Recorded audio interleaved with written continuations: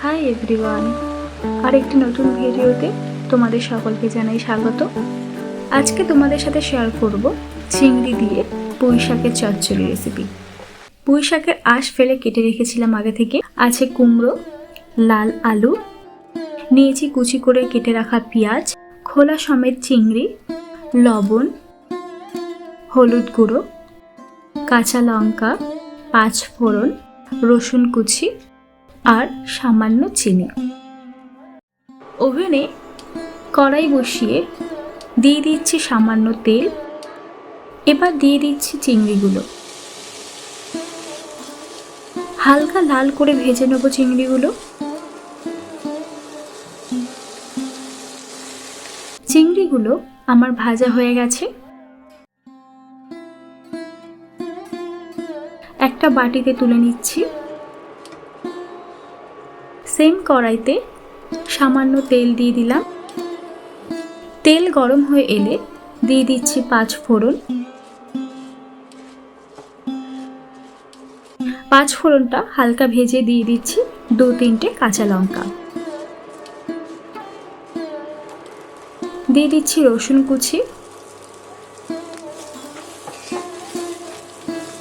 রসুনটা হালকা ভাজা হয়ে এলে দিয়ে দিচ্ছি পেঁয়াজ কুচি।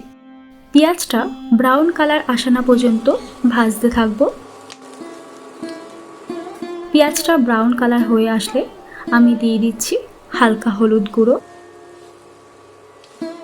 হালকা ভাজা হয়ে গেলে দিয়ে দিচ্ছি সামান্য লবণ।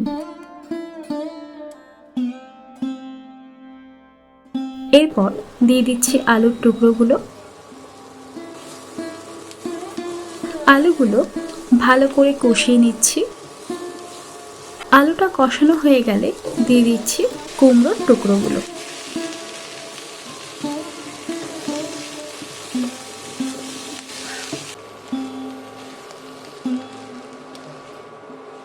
আলু আর কুমড়োটা কষানো হয়ে গেলে দিয়ে দিচ্ছি পুঁই শাক।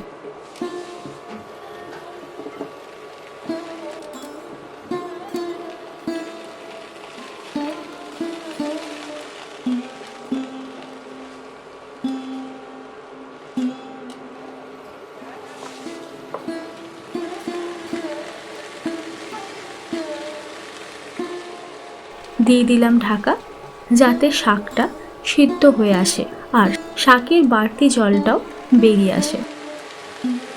ঢাকা সরিয়ে নাড়াচাড়া করে আবার ঢাকা দিয়ে দিলাম।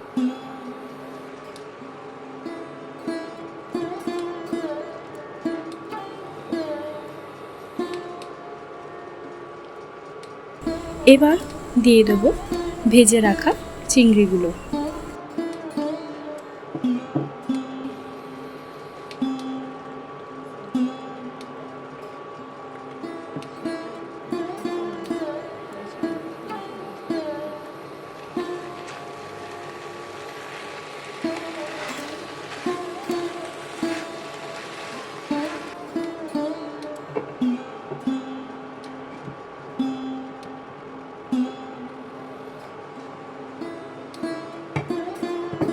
এইভাবে নাড়াচাড়া করতে করতে যখন পুঁই শাকের বাড়তি জলটা শুকিয়ে আসবে, সাথে পুঁই শাকের ডাঁটাটাও সিদ্ধ হয়ে আসবে, তখন দিয়ে দেব সামান্য চিনি।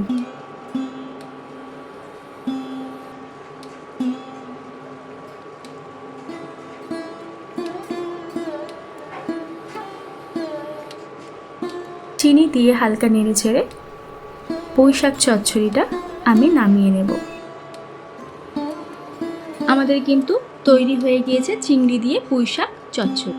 যারা চচ্চড়ি বা ডাঁটাযুক্ত শাক খেতে পছন্দ করেন না, তারা একবার অবশ্যই এইভাবে পুঁই শাক চচ্চড়ি ট্রাই করে দেখুন।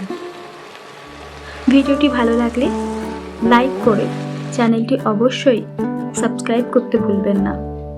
ধন্যবাদ।